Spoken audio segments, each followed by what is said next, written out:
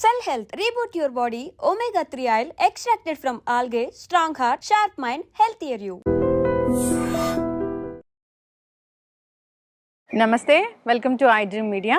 So gut health ఈ మధ్యకాలంలో ఎక్కువగా మాట్లాడుకుంటూ ఉన్నారు గట్ హెల్త్ గురించి. గట్ హెల్త్ బాగాలేకపోవడం వల్లే అనేక రకాల అనారోగ్య సమస్యలు వస్తున్నాయని, మరి దీన్ని న్యాచురల్ వేస్లో కరెక్ట్ చేసుకోవడం ఎలాగా వివరాలు తెలుసుకుందాం. ఈరోజు మనతో పాటు ఉన్నారు ప్రముఖ యోగా గురు యోగిని అరుణాదేవి గారు. మేడం నమస్తే. నమస్తే అమ్మా. మేడం, జనరల్గా గట్ హెల్త్ దీనికి ప్యాకేజీలు కూడా వచ్చినాయి బయట. సో గట్ హెల్త్ బాగా చేసుకోవడానికి ఈ ప్యాకేజ్ 30 days అలాగా. అసలు ఎందుకు గట్ హెల్త్ మీద అంతగా ఇష్యూస్ అనేవి వస్తున్నాయి? ఎందుకు గట్ హెల్త్ పాడైపోతుంది మనకి? గట్ హెల్త్ పాడైపోతుంది అంటే మీరు అన్నట్టుగా గట్ హెల్త్ కోసం టీస్ కూడా ఉన్నాయి. డిటాక్స్ టీస్ అని, గట్ హెల్త్ ఫుడ్ అని, గట్ హెల్త్ డైట్ అని చెప్పేసి. అది నేను మీకు ఫస్ట్ నుంచి చెప్తాను, ప్రత్యేకించి ఇట్లా ఏం చెయ్యొద్దు. మంచి ఆహారం తీసుకోవాలి. ఆహారం కన్నా కూడా ఇక్కడ ఇంపార్టెంట్ ఏంటంటే మంచి ఆలోచనలతో ఉండడం. మీ గట్ బాగుండాలి అని అంటే ఓన్లీ ఫుడ్డే కాదు, ఆలోచనలు బాగుండాలి. మీ ఆలోచనల్లో ఇన్బ్యాలెన్స్ అంటే ఎక్కువ స్ట్రెస్లో ఉన్న, లేకపోతే విపరీత ఆలోచనలు అంటే వ్యతిరేక ఆలోచనలు అని అంటే ఎప్పుడు సాడ్గా ఉండడం కానీ, లేకపోతే ఎప్పుడు అసూయతో అంటే వేరే వాళ్ళని కంపేర్ చేసుకుని మనం అయ్యో మనం అలా లేమే, మనకి ఇది లేదే, ఇది ఉంటే బాగుండేదే, అది ఉంటే, మనకు ఉన్నవి మర్చిపోయి లేనివి కోసం ఎక్కువ ఆలోచించి దానికోసం ఆలోచించినప్పుడు జలస్ ఉండకూడదు. ఇలాంటివి ఎక్కువగా ఉన్నప్పుడు మీ గట్ హెల్త్ పాడైపోతుంది. మెంటల్ హెల్త్ గట్ హెల్త్ కి వెరీ వెరీ ఇంపార్టెంట్. ఎందుకంటే మనం సెకండ్ బ్రెయిన్ అంటాం. ఏది? ఈ స్టమక్ ని సెకండ్ బ్రెయిన్ అంటాం. బ్రెయిన్ ఇక్కడ ఒకటి ఉంది, ఇంకోటి ఇక్కడ ఉంది. ఎందుకంటే ఇమీడియట్ గా రెస్పాండ్ అయ్యేది ఇదే. మీరు స్ట్రెస్లో ఉన్నా, టెన్షన్లో ఉన్నా, బాధలో ఉన్నా కూడా ఇమీడియట్లీగా రెస్పాండ్ అయ్యేది ఇదే. మీకు జ్యూసెస్ ఏదైతే రిలీజ్ అవుతాయో, మనకి డైజెస్టివ్ జ్యూసెస్ ఉంటాయి కదా, ఆ జ్యూసెస్లో ఇన్బ్యాలెన్స్ వచ్చేస్తుంది. అప్పుడు డైజెషన్లో ఆటోమేటిక్గా ఇన్బ్యాలెన్స్ వచ్చేస్తుంది. కఫ పెరిగిపోతుంది లోపల. ఆ కఫ పెరిగినప్పుడు ఏమవుతుందంటే వాటర్ ఎక్కువ పెరిగిపోతూ ఉంటుంది. ఇలా పెరిగినప్పుడు ఇంకోటి ఏంటంటే డ్రైనెస్ వచ్చేస్తుంది లోపల, ఇంటెస్టైన్స్ లోపల. స్మాల్ ఇంటెస్టైన్స్లో కానీ, ఈవెన్ పెద్ద పేగుల్లో కానీ బాగా డ్రైనెస్ వచ్చేస్తుంది. డ్రైనెస్ వచ్చినప్పుడు ఇమీడియట్లీగా ఏమవుతుంది, గట్ హెల్త్ పోతుంది. మీ పెద్ద జాయింట్స్ ఏవైతే ఉన్నాయో ఆ జాయింట్స్ కూడా అరిగిపోవడం తొందరగా, అయితే పెయిన్ రావడం, ఇలాంటివన్నీ వస్తాయి. సో మనం ఊరికే ఫుడ్ మీద కాకుండా మన ఆలోచనలు కూడా చాలా చాలా ఇంపార్టెంట్ మన గట్ హెల్త్కి. చూడండి, మనకి ఎప్పుడైనా బాగా స్ట్రెస్ వచ్చింది అనుకోండి, తినన్నా విపరీత తినేస్తాం, లేకపోతే అసలు ఆకలి ఉండదు, ఇంకా తినాలనే అనిపించదు. లేదు, కొంతమంది ఏం చేస్తాం, ఏదో ఒకటి తినడానికి ట్రై చేస్తాం.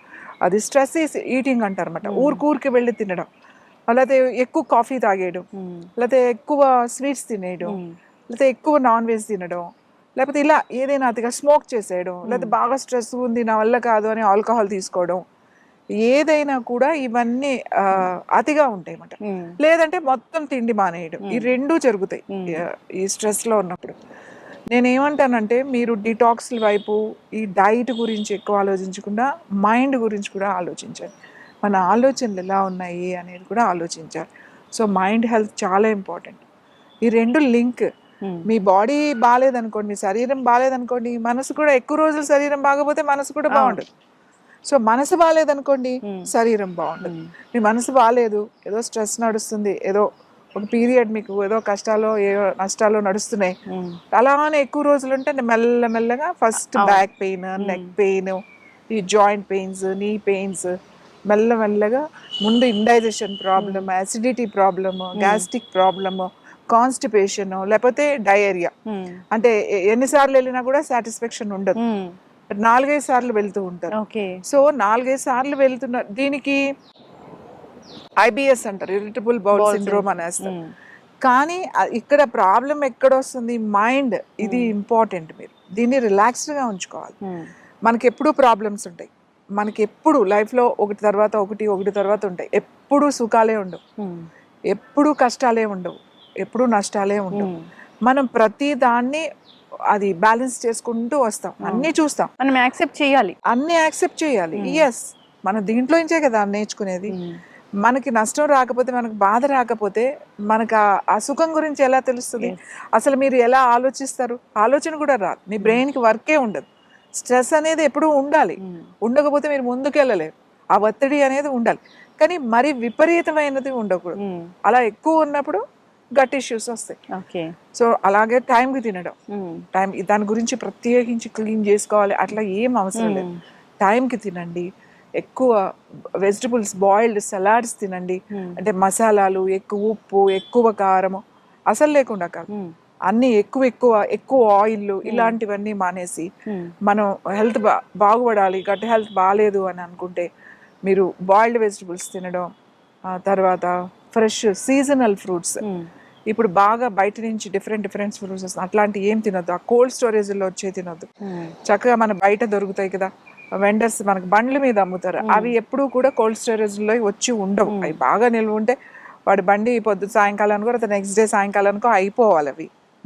సో అలాంటివి మనకు దొరికే జామకాయలు, మనకు దొరికే అరటి పళ్ళు, పనస పళ్ళు, మన సీజనల్ ఫ్రూట్సే తినండి. ఇప్పుడు బాగా ఇంకొకటి ఏమవుతుంది అంటే బయట ఫ్యాన్సీ ఫ్రూట్స్ వచ్చేస్తున్నాయి, బయట నుంచి వచ్చేస్తున్నాయి. మనకి ఇప్పుడు ఎక్స్పోర్ట్ బాగా ఉంది, అవి ఎప్పుడవో కోల్డ్ స్టోరేజ్ లో వస్తాయి. ఈవెన్ యాపిల్స్ ఆల్సో ఎప్పుడో లాస్ట్ ఇయర్ పంట మనం ఈ ఇయర్ తింటున్నాం, అన్ని 1 year అయి కోల్డ్ స్టోరేజ్ లో ఉంటాయి. ఈవెన్ ఆరెంజెస్ కూడా సీజన్ గా వచ్చే ఆరెంజెస్, అంటే ఏ సీజన్ లో వచ్చే ఫ్రూట్స్ ఆ సీజన్ లో తినడం అనేది చాలా మంచిది. మనకు అన్ని దొరుకుతాయి కదా, దొరకని ఫ్రూట్స్ మీదకి వెళ్ళాల్సిన అవసరం లేదు. ఇంకొకటి ఇప్పుడు ఇంకా ఈ డైట్ విషయంలోకి వస్తే ఎక్కువగా మిల్లెట్స్ తినడం, ఆల్ ఆఫ్ సడన్ గా మీరు ఇప్పుడు వరకు మీ డైట్ ఏదో ఉంటుంది, అది మానేసి ఆల్ ఆఫ్ సడన్ గా మీరు వేరే అదర్ ఫ్రూట్స్ లోకి వెళ్తే ఒక్కొక్కసారి అది యాక్సెప్ట్ చేయదు, లోపల డైజెషన్ సరిగ్గా ఉండదు, గట్ దెబ్బతింటుంది. అలాగే విపరీతమైన డైట్స్, లేకపోతే నో కార్బ్స్ అని, లేకపోతే కీటో అని, లేకపోతే ఇట్లా చాలా రకాల డైట్స్ ఉన్నాయి. ఎక్కువ ప్రోటీన్ తీసేసుకోకపోవడం, అది వెయిట్ లాస్ అయిపోవాలి అని చెప్పేసి ఇవన్నీ చేయడం వల్ల అప్పుడు బాగుంటుంది మీకు. డెఫినెట్ గా మీకు ఒక 3-6 months పెద్ద ఏం డిఫరెన్స్, కొంతమందికి 1 year వరకు పెద్ద డిఫరెన్స్ కనపడదు. కానీ ఆఫ్టర్ దట్ లివర్ ఇష్యూస్ వస్తాయి, కిడ్నీ ఇష్యూస్ వస్తాయి, గట్ ఇష్యూస్ వస్తాయి. ఒక్కసారి గట్ డిస్టర్బ్ అయిందంటే దాన్ని సెట్ చేయడానికి ఇయర్స్ పడుతుంది, ఎందుకంటే మెడిసిన్స్ లేవు. మెడిసిన్స్ ఎలా వేస్తాము? అలా నా దగ్గర చాలా మంది ఉన్నారు, విపరీతంగా తేనె నిమ్మరసం 10 రోజులు 15 రోజులు ప్రొద్దునుంచి రోజుకి ఒక్కొక్క బాటిల్ తాగేసేయడం. ఇప్పుడే రకరకాల డైట్స్ ఉన్నాయి, నేచర్ క్యూర్ హాస్పిటల్స్లో కూడా అట్లా ఎక్కువ తాగించడం. ఆ వెయిట్ లాస్ అయిపోతారు, ఏవి తినకపోతే వెయిట్ లాస్ అయిపోతారు కదా. ఇలా ఏదైతే విపరీతంగా చేస్తున్నామో, కొంతమంది ఏమో ఊరికి ఇంకా వేడి నీళ్ళు తాగితే మంచిదని ఇంకెప్పుడు వేడి నీళ్ళు తాగడం, మార్నింగ్ నుంచి ఈవినింగ్ వరకు వేడి నీళ్ళు తాగుతూనే ఉంటారు. కొంతమంది ఏమో కోల్డ్ వాటర్, చిల్డ్ వాటర్ తాగితే వెయిట్ లాస్ అని చెప్పి అది ఏదో చేస్తూ ఉంటారు. అది డిఫరెంట్, ఎవరికి నచ్చింది, ఎవరికి ఇష్టమైంది, ఎవరికి అనుకూలంగా ఉంది వాళ్ళు ఇష్టం వచ్చినట్టు చేసేస్తున్నారు. కానీ గుర్తుపెట్టుకోవాల్సింది ఏంటి, మన లోపల ప్రతి అవయవానికి కూడా మైండ్ ఉంది, అది దానికి అర్థం చేసుకుంటది. అది మనం జాగ్రత్తగా దాన్ని అర్థం చేసుకుని నీ బాడీ గురించి నీకే తెలుస్తుంది, నా శరీరం గురించి నాకు తెలియాలి. సో ఏమి తినాలి, ఏమి తినకూడదు, ఎలా తినాలి అనేది ఇంపార్టెంట్. ఇప్పుడు ఈ గట్ హెల్త్ అందరికీ గట్ ఇష్యూస్ ఎందుకు వస్తున్నాయి అని అంటే ఈ కషాయాలతో ఆగేసేయండి. ఇప్పుడు రావి కషాయం చాలా మంచిది, లేకపోతే ఇంకొకటి ఏదో గానుగ కషాయం మంచిదే. ఎప్పుడు తాగాలవి? నీకు ఏమైనా ప్రాబ్లమ్స్ వచ్చినప్పుడు, ఏమైనా వస్తుంది అని అనుకున్నప్పుడు, ఏమైనా సిమ్టమ్స్ కనపడుతున్నప్పుడు నువ్వు తాగు, అంతేగాని నువ్వు ముందే కూర్చుని రోజు రావ కషాయం, రోజు జామా కషాయం అవసరం ఏంటి? దట్స్ ఆల్సో మెడిసినే, ఔషధం లెక్కలోకే వస్తుంది అది. ఎవరు మన పురుగులు రోజు కూర్చొని కషాయాలు కాసుకుని ఎవరు తాగలేదు. అనేది ఎప్పటికీ మంచిది కాదు, ఏది అతి మంచిది కాదు. నువ్వు చేయాల్సింది ఏంటి అని అంటే టైంకి నిద్రపోవడం. గట్ హెల్త్ నీ స్లీప్కి చాలా దగ్గర సంబంధం ఉంది. మీకు నిద్ర సరిగా లేదు అంటే మీకు డైజెషన్ కాదు. సో 2 రోజులు మీరు నిద్రపోలేదు అనుకోండి, 3rd డే మీరు ఫుడ్ తింటే మీకు డైజెషన్ అవ్వదు. కాబట్టి మీరు ఏం చేయాలి, నిద్ర చూసుకోవాలి. ఫస్ట్ మంచి నిద్రపోవాలి, టైంకి పడుకోవాలి, ప్రొద్దున్నే లేవాలి, మనకు ఆ ఎండ కాస్త పడాలి. ఇవన్నీ న్యాచురల్గా దొరికాయి, మంచి ఎయిర్లో, మంచి ప్రకృతిలో చక్కగా ప్రకృతికి దగ్గరగా ఉంటే మనకి ఈ ప్రాబ్లమ్స్ అన్నిటికీ నువ్వు దూరంగా ఉండొచ్చు. నీకు ప్రాబ్లం వచ్చింది అని అంటే యూ టేక్ కేర్. ఖచ్చితంగా వచ్చిన వాళ్ళు తాగాలి. కానీ ఇప్పుడున్న పరిస్థితుల్లో గట్ హెల్త్ పాడైపోవడానికి ముఖ్య కారణం ఏంటంటే ఒక ఒక భయంలో ఉన్నారన్నమాట. అంటే నాకు వచ్చేస్తుందేమో, ఇంకా జ్యూసులు తాగేసారు. ఎన్ని రోజులు తాగుతారు? కొన్ని రోజులు తాగుతారు, తర్వాత మానేస్తారు. జ్యూస్ ఏం అవసరం లేదు. మనం రోజు అల్లం తింటాం, మంచి అల్లం తాలింపులో వేసి ఫ్రెష్ అల్లం తింటాం, వెల్లుల్లిపాయలు తింటాం మంచిగా, కరివేపాకు తింటాం, ఎండుమిర్చి తింటాం, తాలింపుల్లో వేస్తాం కదా, మెంతులు తింటాం, ఆవాలు తింటాం, ఇవన్నీ ఇవే కదా. మిరియాలు తింటాం, మనం ఏదైనా తాలింపులో అసలు మిరియాలు వేస్తాం కదా, మిరియాలు వాడతాం, మిరియాల రసం వాడతాం. మనం మనం అర్థం చేసుకోవాల్సింది ఏంటంటే మన ఆహారంలోనే మంచి ఆహారం. మీరు ఇంక ఎందుకు డైట్స్ చేస్తున్నారు? ఇంకొక ఇది ఏంటి అంటే గట్ పాడైపోవడానికి ఇంకొకటి కారణం ఏంటంటే విపరీతంగా తినేయడం. ఏంటి? ప్రోటీన్ అని చేపలు, రొయ్యలు, చికెన్, మీట్ ఇవి ఎక్కువ తినేసాడు అనమాట. ఇంకా నో కార్బ్స్ అని చెప్పేసేసి ఈవెన్ కార్బ్స్ లేకుండా అవే తినేయడం. దానికి ఏదో సలాడ్స్ మంచి కాంబినేషన్ అని చెప్పి వెజిటబుల్ సలాడ్స్ లీవ్స్ పెట్టేసి గట్ హెల్త్ పాడు చేసుకుంటున్నారు. మనకి ఎప్పుడు గట్ ఇష్యూస్ లేవు. మీకు తెలుసో తెలీదో, కొరియా, తర్వాత చైనా, తర్వాత జపాన్ కొంచెం బెటర్. ఎందుకంటే వాళ్ళది కొంచెం ఫుడ్ వేరేగా ఉంటుంది. నార్త్ కొరియా కానీ, సౌత్ కొరియా కానీ, చైనా కానీ వీళ్ళు గట్ హెల్త్ ఎప్పుడూ బాగుండదు. ఎందుకంటే అక్కడ కూడా 50% ఎక్కువ కార్బ్స్, నూడిల్స్, రైసే తీసుకుంటారు. 50% ఎక్కువ సీ ఫుడ్డే తింటారు వాళ్ళు. విపరీతమైన సీ ఫుడే కాదు, అసలు ఏది దొరికితే తినేస్తారు. మరి అదంతా ప్రోటీన్లోనే కదా. కానీ ఇలా తినడం వల్ల వాళ్ళ గట్ ఇష్యూస్ వాళ్ళకి ఎక్కువ ఉన్నాయి. ఎవరికి ఎక్కువ ఉంటాయి గట్ ఇష్యూస్? మీకు సరిగా లిక్విడ్స్ అంటే వాటర్ తాగిన వాళ్ళు, ఏదైతే విపరీతంగా కొన్ని నెలలో ఏదో చేస్తారు చూడు, వాళ్ళకి ఖచ్చితంగా గట్ ఇష్యూస్ ఉంటాయి. వాళ్ళకి మళ్ళీ గట్ క్లెన్జింగ్ అని, గట్ హెల్త్ అని చెప్పి ప్రత్యేకించి ప్రోగ్రాంలు ఇవి. అంటే ఉన్న దాన్ని పాడు చేసుకొని మళ్ళీ దాన్ని రిపేర్ చేసుకోవడం. ఇది ఎక్కడ పద్ధతి? ఇది ఒక్కసారి అందరూ ఆలోచించాల్సిన విషయం. అవును, ఇది చాలా ఇంపార్టెంట్. మీరు వెయిట్ ఒకటే చూసుకుంటున్నారు, వెయిట్ తగ్గిపోతా స్లిమ్ అయిపోయాం మేము అనే చూసుకుంటున్నారు తప్ప మీ బాడీ లోపల ఉన్న స్టెమ్ సెల్స్ అనేవి తగ్గిపోతున్నాయి అనేది మీరు గుర్తించట్లేదు. ఇది ఎవ్వరికీ తెలియదు. మీరు పిచ్చి డైట్లు చేయకండి. చక్కగా మీరు తినే దాంట్లో మీరు చూడండి, ఒక 3 చపాతీస్ తీసుకోండి, ఒక కప్పు రైస్, మనం మామూలుగా వైట్ రైసే తీసుకుందాం, ప్లెయిన్ రైస్, అండ్ 3 చపాతీలు తీసుకోండి. దీంట్లో కార్బ్స్ ఎక్కువ ఉంటాయి. 3 చపాతీల్లో ఆల్మోస్ట్ 300 కార్బ్స్ ఉంటాయి. దీంట్లో మీకు వచ్చేసేసి ఓన్లీ 180, 160, 170 అంతే ఉంటాయి. ఏంటి? కార్బ్స్ కూడా. ఇంకా చూసుకుంటే ఫ్యాట్, ఇందులో ఫ్యాట్ లేదు, దీంట్లో ఫ్యాట్ ఉంటుంది. Rice is the best.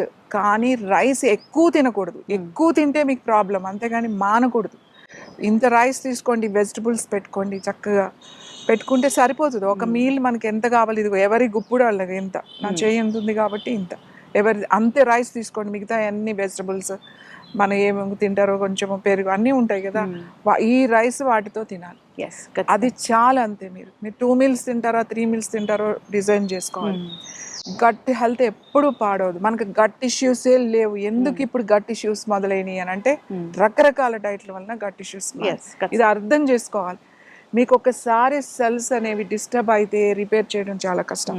అలాగే గట్ హెల్త్ చాలా చాలా కష్టం. కాన్స్టిపేషన్, తర్వాత ఇరిటబుల్ బౌల్ సిండ్రోమ్స్, తర్వాత కోన్ డిసీజెస్, తర్వాత పెయిన్. ఎందుకు ఉంటుందో పెయిన్ తెలియదు. ఇప్పుడు నా దగ్గర ఉన్నారు, మేము ఒక్కొక్కరిని వీళ్ళని, అంటే వీళ్ళు విపరీతమైన డైట్ చేసిన వాళ్ళు, ఆల్రెడీ ఒక 40 kgs 50 kgs తగ్గిన వాళ్ళు. వీళ్ళందరూ వెయిట్ లాస్ మీద చేసిన వాళ్ళే. అందరికీ ప్రాబ్లం ఉంది, డిఫరెంట్ ప్రాబ్లమ్స్.